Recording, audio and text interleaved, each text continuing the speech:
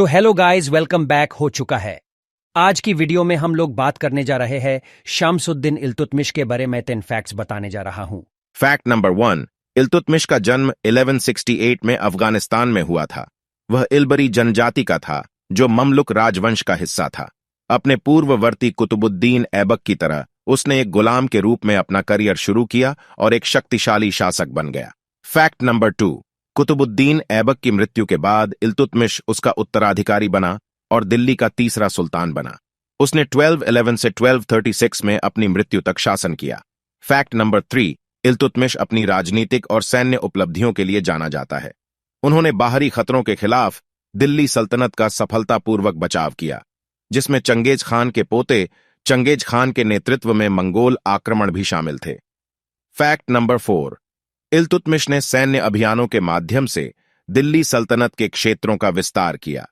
उसने उत्तर प्रदेश, बिहार और बंगाल के कुछ हिस्सों सहित कई क्षेत्रों पर कब्जा कर लिया, जिससे उसका साम्राज्य मजबूत हुआ।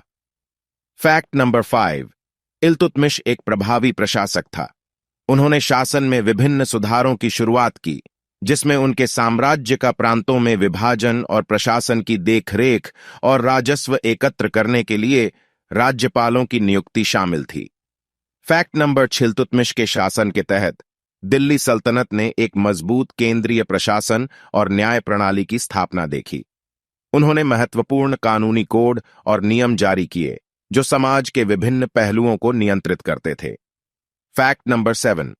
इल्तुतमिश वास्तुकला का संरक्षक था और उसने कई महत्वपूर्ण संरचनाओं के निर्माण का काम सौंपा।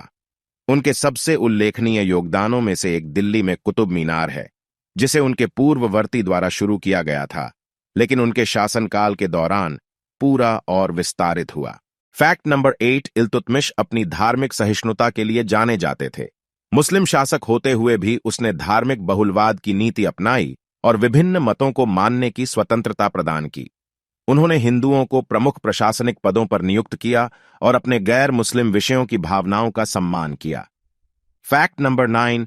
इल्तुतमिश को अपने साम्राज्य के भीतर स्थिरता बनाए रखने में चुनौतियों का सामना करना पड़ा।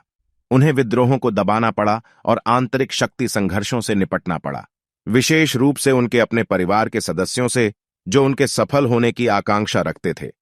Fact number 10। इल्तुतमिश ने अपनी बेटी रजिया सुल्ताना को अपना उत्तराधिकारी नियुक्त किया, जिससे वह दिल्ली सल्तनत की पहली और एकमात्र महिला शासक बन गईं। हालांकि उसका शासन अल्पकालिक था और शक्तिशाली रईसों के संघर्षों और विरोधों द्वारा चिह्नित किया गया था, जिससे उसका अंत हो गया।